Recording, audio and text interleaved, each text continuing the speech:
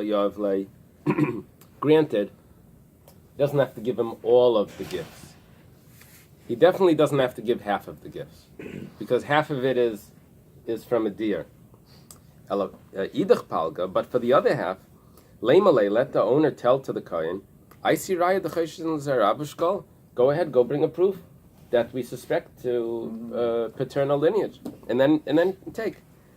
Ella, rather we have to say differently. B'tzvi habal atiyasha, v'yalda. We're talking about that it was a male deer that mated with a female goat.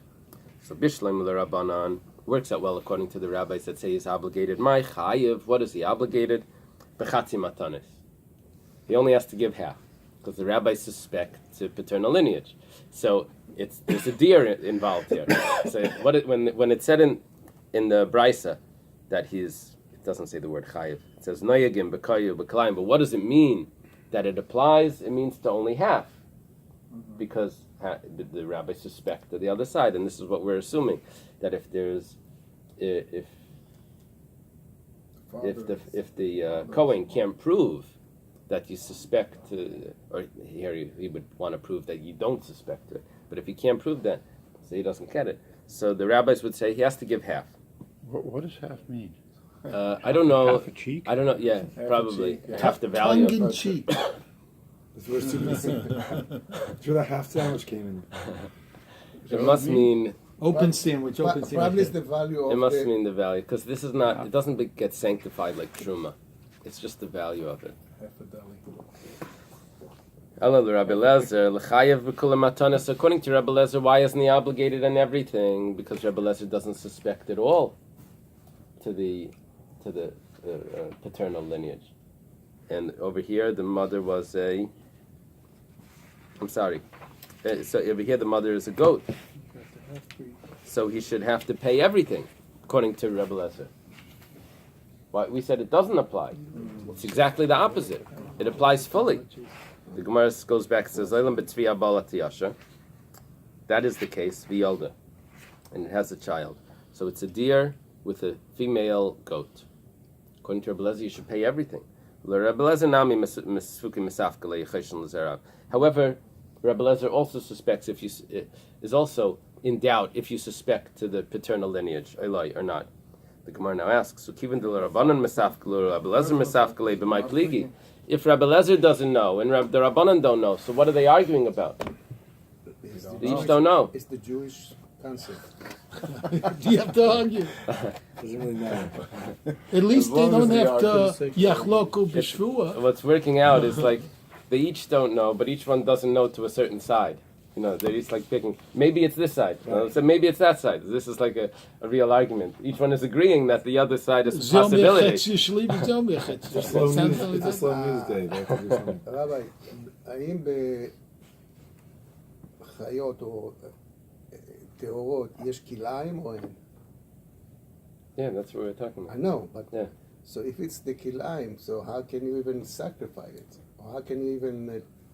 Oh, no. When it comes to kalayim, the usage of kalayim you're allowed to use. An offspring of kalayim you're allowed to use. You're allowed to eat the fruits that are kalayim. I don't know, but it's הלכה מפורשת. kiwis or something. You're not allowed to bring as a korban. All of these fruits that are Okay, so why they argue about it now? hybrids. So we're talking about. So you're allowed to eat them. You're not allowed to bring it as a carbon, and you're allowed to slaughter the animal and eat the animal. There's a problem on Yom Tov, covering the blood. There's different. It's like minor issues. The Oisev Espinoi, does it apply to the? That's what we're discussing. But the actual, you can have benefits from kalayim.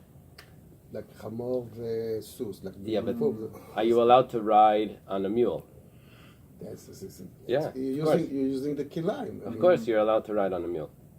Even for my father, there was a horse. And, Yeah. I mean, the father was a horse. Yeah, we have in the Kings. We had the Adonio. He goes and rides on the mule or something. Or by Shlomo Melech, David says, "Take him down on my mule and to anoint him." Right. Okay. So. Understand the question. What is the medical? The Gemara answers that actually the machlekes between the rabbis and Rabbi Lezer, they each don't know if you follow paternal lineage. But their argument is partial lineage considered something? So, b'sev afilu miksaseh, that's the machlaikas. Rabbanan Savri, the Rabbanan hold, Rav Papa is going to explain this more clearly, so. The rabbis hold sev afilu miksaseh, that paternal lineage is counted. I'm sorry, everyone suspects the paternal lineage, but the question is, do we consider partial lineage enough? For what purpose? For all the halachas that for all the we're gonna go halachas, back and okay. answer everything. Rabbi Lezer Sarver sev alei miksaseh, that partial lineage is not enough. Amar Rav Papa, and now Rav Papa explains, Hilkach, therefore, linyan kisei adam umatanis, regarding covering the blood and giving the gifts to the kohen, loy mishkachas, we don't find the case, ela b'tzvi habal atiyasha, with a male deer that mates with a female goat. If it's a female, if you follow the mother, then you don't have to cover the blood. If you follow the mother, then you have to give the gifts to the Kohen. The Bein l'Rabbanan, Bein l'Rabbi Lezer Misafkalu, Ichoshin l'Zera'av. Eily. The rabbis and Rabbi Lezer don't know, do you follow paternal lineage? Paternal lineage would tell me that I have to cover the blood, and I don't have to give the gifts to the Kohen. The Kamiflgi b'sev afilu miktaseh. And they're arguing about, is partial lineage enough? So linyan aisev espenai regarding. Oh, okay. So let's go back and discuss this. Let's go back. Kisei adam. By covering the blood, we said that the Bais says that you're not allowed to shecht it on Yom Tov. The father is a deer. The rabbis say that you're not allowed to shecht it on Yom Tov because paternal lineage is enough. But we're only choishish to that. We don't know if we suspect the paternal. If we do suspect the paternal lineage, then you have to cover it, but we don't know. So therefore, don't slaughter it because we're not sure. When it comes to the matanas, to the gifts, so we said that the rabbis say that you're chayiv to give the gifts. And why you're chayiv to give the gifts? Because paternal lineage, because you have to give half. You definitely, the mother, you have to give, and that's enough. Rabbi Eliezer holds that partial lineage may not be enough. And if I hold that the father is also a partner here, so then I don't have to give that. I don't have to give even the mother's side if the father, because Rabbi Eliezer holds that it needs to be full lineage in order to, and he doesn't know if the father is counted. If the father is counted, then he's totally exempt, and that's a doubt. So until you can prove that, he doesn't have to give anything. It's like half empty, half full. It's two ways of looking at half. Right. Half a glass, half empty or half full. So the rabbis hold that half is enough. No matter how you look, the full or empty is half. The concept is half. Who looks at anything half empty? No, the rabbi hold is half. Don't make a difference. Full or empty. If the mother this or the father is this. It's good. Right. It's good. Well, we're going to consider that. Now, when it comes to Eisev Espinai, now it's different. We can mishkachas la bein b'taya shabal tzviya, bein b'tzviya bal tiyasha. Whether it's a goat that lives with a doe, mates with a doe, or it's a deer that mates with a goat, or bein b'tzviya bal tiyasha. B'taya shabal tzviya, if it's a goat that mates with a doe, ula isura, and it has to do with the prohibition of slaughtering the child at the same time, the Rabbanan Sabri Dilma Chayshin Lazera'av, that maybe we suspect to the father's lineage, the paternal lineage, and it's a goat, right? Vafilu Miksaseh Amrinan Va'aser. And we know that if it's a domesticated animal, it applies. That's why it's prohibited. Rabbi Lezer Savar Nihi Nami the Chayshin Lazera'av. Granted, I possibly have to suspect to the paternal lineage, but even if I have to, seva afilu mitzaseh le'amrinan. half the lineage doesn't cut it. That's not enough. I need full lineage. So even if I do suspect to the father, but I definitely suspect to the mother, and for the mother's a deer, so I can slaughter them both in the same day. B'tzvi abalatayasha, if it's the opposite, if it's a deer that mates with a female goat, ula malchus, and it comes to getting malchus for doing the mother and child in the same day, Rabbanan Sabri, the Rabbanan hold, Nihinami d'chayshin l'zarav, I suspect to the father, and therefore there's no problem here, but I also suspect to the mother. Seva afilu miktasemrinan, umalkinan lei. The fact is that the mother is apparent, and that's enough, and so therefore there's malchus. However, Rabbi Elazar Sabri Suriyaka, Rabbi Elazar says there is a prohibition, which that we didn't know about before, that there's a prohibition here. We didn't mention that before. However, malchus leka, but there is no malchus. What is it? Now he explains. There's a prohibition because maybe I don't suspect to the father. And this is a regular a full seh, because the mother's the only one that matters, and the mother's a goat. Malchus leka, but I can't give lashes for this prohibition of slaughtering the mother and child in the same day, because maybe I do suspect to the paternal lineage, and the mother is not enough because I don't say partial lineage. Okay. So we've explained these different halachas regarding a koi, oisev espinai, mother and child in the same day, covering the blood, and giving the gifts to the Kohen, and all of those make a difference if it's a domesticated animal or a wild animal. One thing we left out was we didn't discuss chalev, because that only forbidden fats. There's other gemaras that you're going to have to learn to fill this in. Does it go according to the father or the mother? How they go for? That I did not understand. Everyone holds we follow the mother. The mother. The question is, do we also follow the father? Now we have a machlekes if it's enough to have partial lineage. Okay. The rabbis hold partial lineage is enough, and if the mother is there, it's good enough. If the father is involved, that's going to be always a doubt, according to the rabbis. And according to Rabbi Eliezer, partial lineage is never enough. So if we count the father, then it's going to mess up every single case, because you will never have full domesticated if you follow the father. Okay. Amar Rav Yehuda. Rav Yehuda says, Rav Yehuda is this Rav Yehuda. We've had him many times. The student of Rav and Shmuel. Rav Yehuda says, Koi beri b'fnei atzmi. This animal, it's not what we were saying the whole time, that it's a crossbreed. It's its own species. Oh, that's good. It's a different sort of species. We don't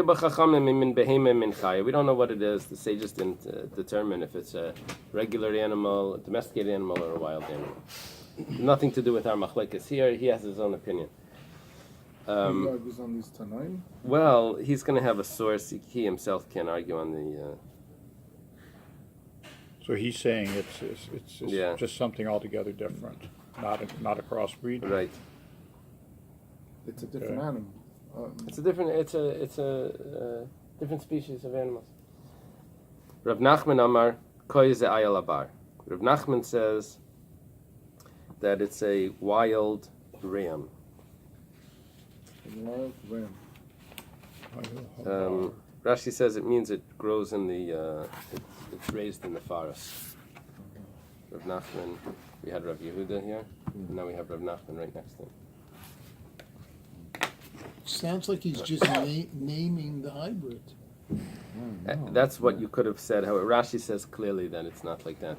But and there's sources for it in other Gemaras. In Baba Kama it says. The Gemara says Ketanoi. This is actually based on a machlekes Tanoi. Koi is ayal abar. The koi is this wild ram.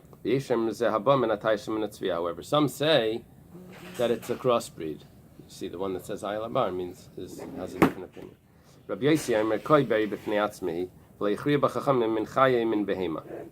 Yossi says it's its own species, and the sages didn't determine if it's wild or domesticated. Rabbi Shimon ben Gamliel min behemahi. Rabbi Shimon ben Gamliel says it is a domesticated animal. V'shel beis Teshoya megadbem adarim in this household of Teshoy. There's not a gift to Rishoy. It's a family that the father's name was Teshoy. That they would raise flocks of these. It's obviously domesticated. Amar Rab Zera, Amar Rab Safra, Amar Rab Hamnuna. Rab Zera says the name of Rab Safra and the name of Rab Hamnuna. Wait, but now we're getting into third and consecutive generations of this of this hybrid. Initially, the Gemara was only talking about that the generation once removed. Once you're obviously getting into inbreeding of it, it's going to be something different because you're no longer dealing with the father was this, the mother was this. Now the father and the mother are all the same. Right. So at that point, certainly you can call them a different type animal. But that's not the same case as we have here. No. The case that we had by Yosef Espinoi was, with the Machlekes Rebbe Lezer and the Rabbanon, was the father, either one was a goat and one was a deer. They have a child. Right. That child has another child. With? It With the didn't same- matter. It didn't matter. Maybe that's why. It didn't matter. The question is, this middle child, middle offspring, its mother was domesticated or wild, and the father was the other. So now I have to figure out, do I suspect that it's considered wild or not? Do I suspect to the father or not? The middle meaning the one who gave birth.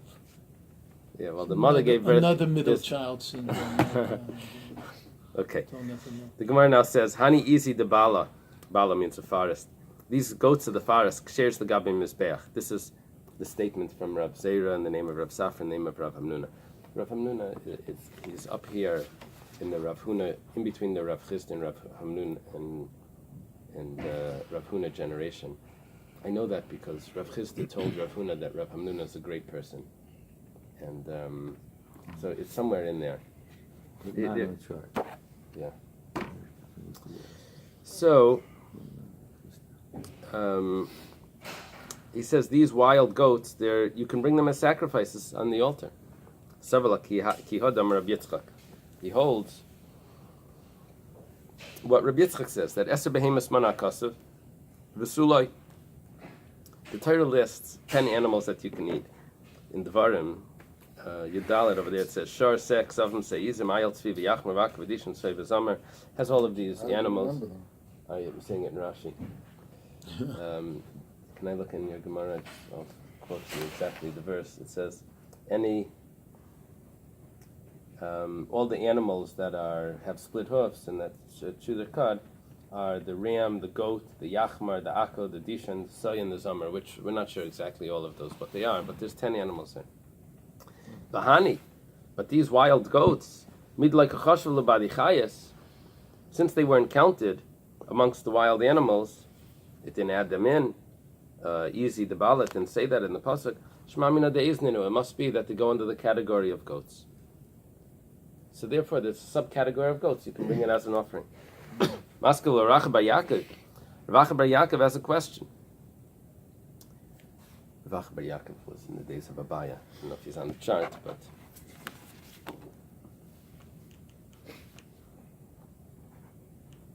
no, he's not on the chart. I know that because he visited Abaya. He went to the yeshiva by Abaya, and they didn't let him go to anyone's house. He had to sleep in the basement. Ve'ema, his question is, Ayel tzvi prat, kol behema klal, pratu klal, nasa klal moisef ala prat. Ikatuva. The way we have this set up is that it's a pratu klal. There's a detail and then a general rule. And the rule with the detail and the general rule is that we add on more things that weren't listed. Why did he have a general rule afterwards? You must be adding in things. So, if that's the case, then maybe it's not one of the animals. It's not a subcategory of a goat. Maybe it's a new animal that wasn't listed, that was but listed in the general rule. It says Imkain Kol Hani Prati Lamli. So why do you list 10 details?